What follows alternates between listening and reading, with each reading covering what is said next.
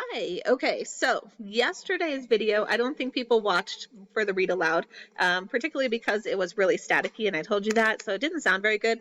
So I'm going to catch you guys up on where we are on the city of Ember, okay? So when I left off reading yesterday,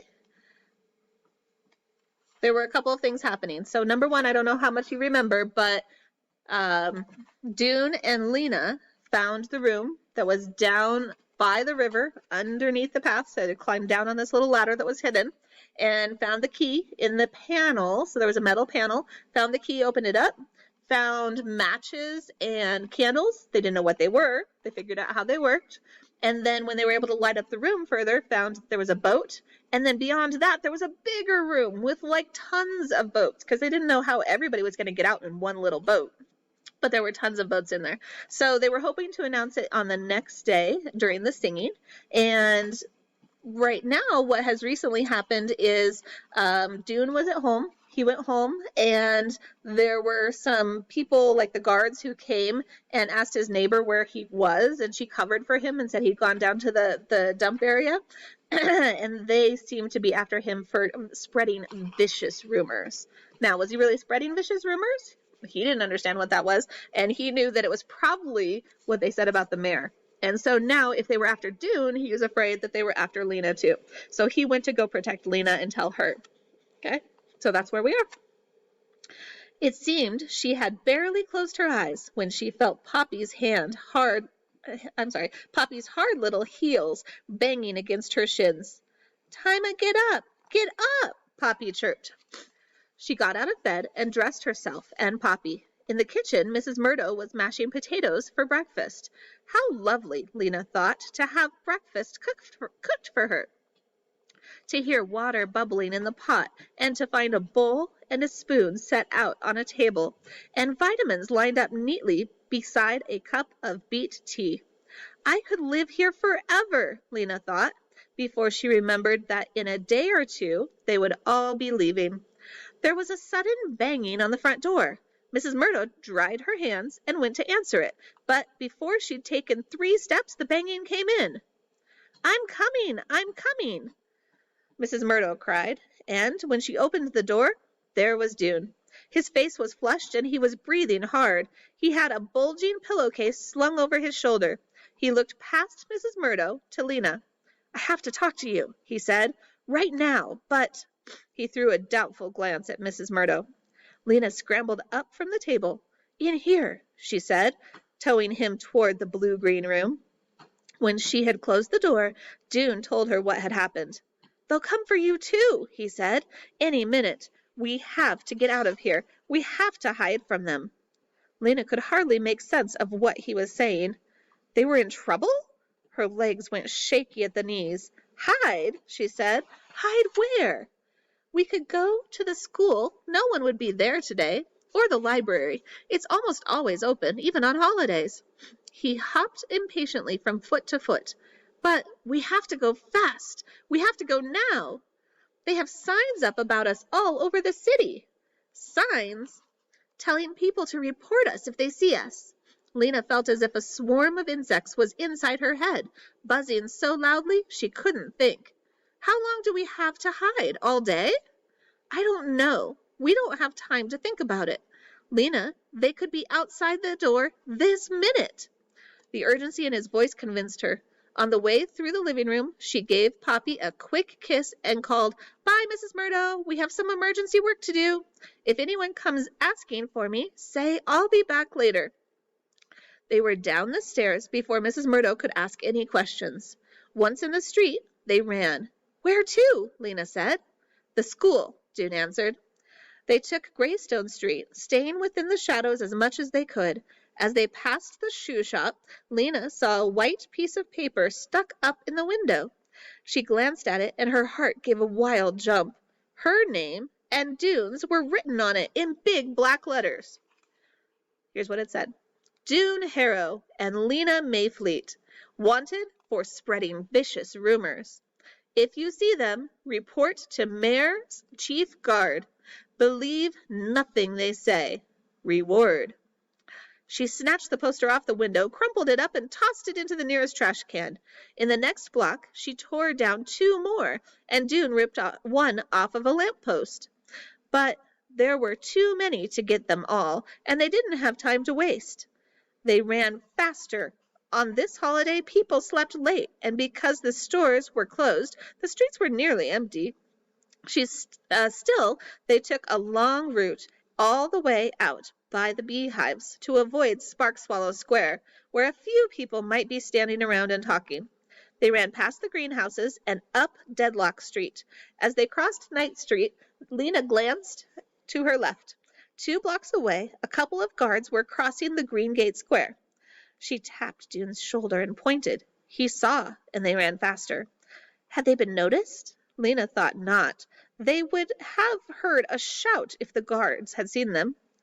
They got to the school and went in through the back door. In the wide hallway, their footsteps echoed on the wooden floor. It was strange to be here again, and to be here alone, without the clatter and chatter of the other children. The hallway, with its 8 doors, seemed smaller to Lena than it had when she was a student, and shabbier. The planks of the floor were scuffed gray, and there was a cloud of finger smudges around the doorknob of every door. They went into Miss Thorne's room, and, out of habit, sat at their old desks.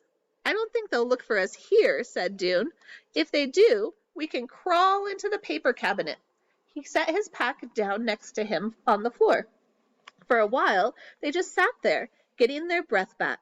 They hadn't turned the light on, so the room was dim. The only light came from beneath the blind over the window. "Those posters," Lena said after a while. "Yes, everyone will see them." "What will they do to us if they catch us?" "I don't know. Something to keep us from telling what we know. Put us in the prison room, maybe." Lena ran her finger along the B carved in the desktop. It felt like a very long time since she'd last sat at this desk. "We can't hide in here forever," she said. "No," said Dune, "just until it's time for the singing. Then, when everyone is gathered in Harkin Square, we'll go and tell about the boats and the mayor. Won't we?" "I haven't really thought about it. I haven't had a chance to think at all this morning." "But the guards are always there at the singing, standing next to the mayor," said Lena.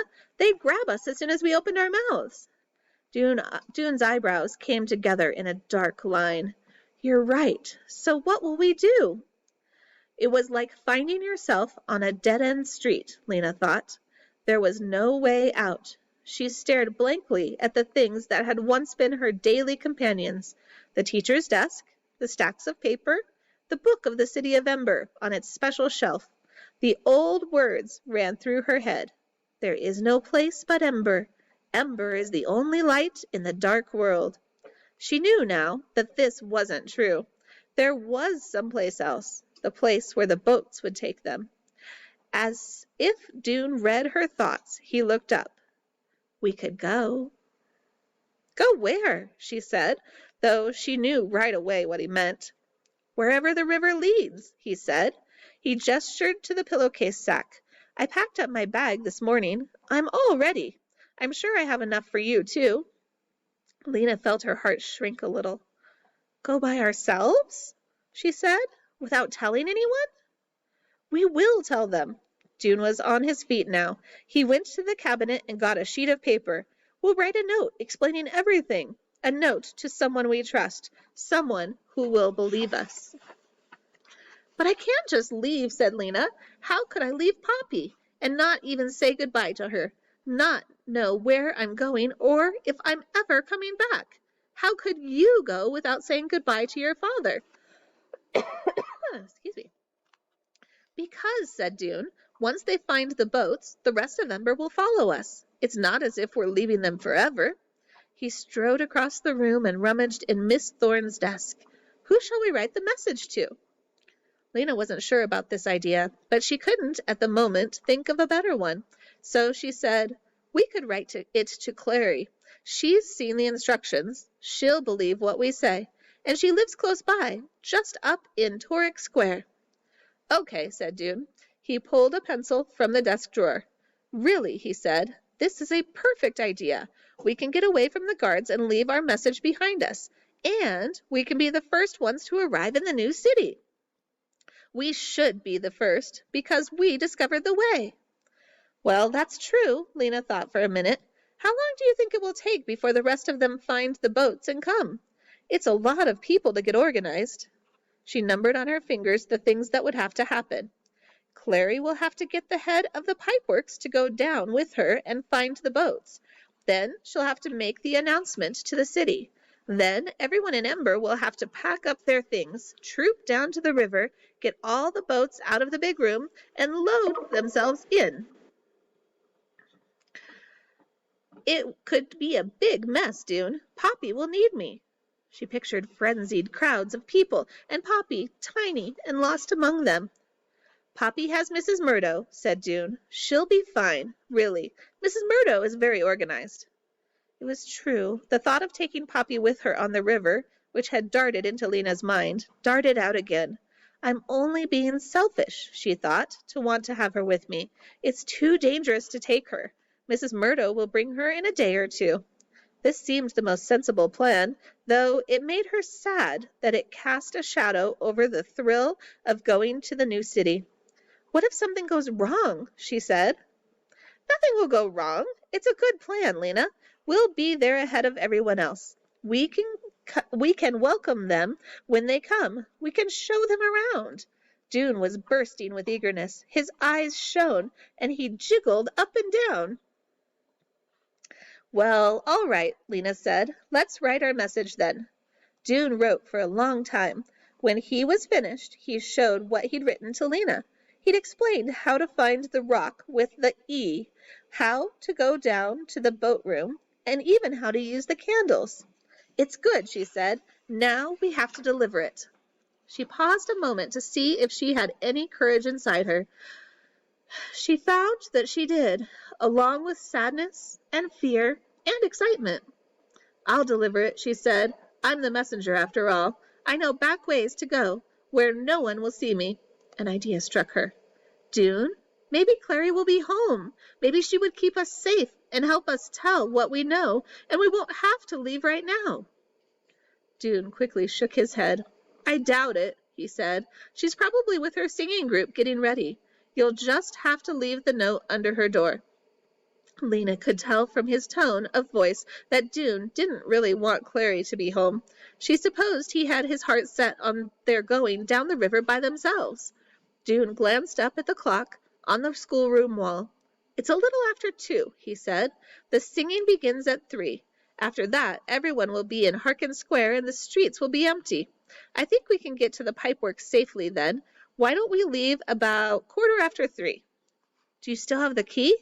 Dune nodded. So after I've delivered the note to Clary, I'll come back here, said Lena. Yes, and then we'll wait until 3:15 and then we'll go.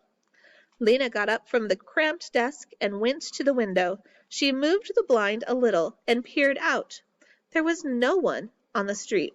The dusty schoolroom was very quiet. She thought about Dune's father, who would be frantic when he saw his son's name on those posters, and then realized later that Dune had disappeared. She thought about Mrs. Murdo, who might already have seen the posters, and who would be frightened if the guards came looking for Lena, and terrified if Lena didn't come home by nightfall. She tried not to think about Poppy at all. She couldn't bear it. Give me the note, she said to Dune, at last. She folded the piece of paper carefully and put it in the pocket of her pants. Back soon, she said, and went out of the room and down the hall to the rear door of the school. Dune went to the window to watch her go. He moved the blind aside just enough to see out into Pibb Street. There she was, running and in that long-legged way, with her hair flying. She started across Stonegrit Lane, and just before she reached the other side, Dune's breath stopped in his throat. 2 guards rounded the corner from Knack Street, directly ahead of her. One of them was the chief guard. He leapt forward and shouted so loudly, Dune could hear him plainly through the glass. That's her! Get her! Lena reversed her direction in an instant. She raced back down Pibb Street, turned down School Street towards Bilbolio Square, and vanished from Dune's sight. The guards ran after her, shouting. And that's where we stop. Have a good afternoon.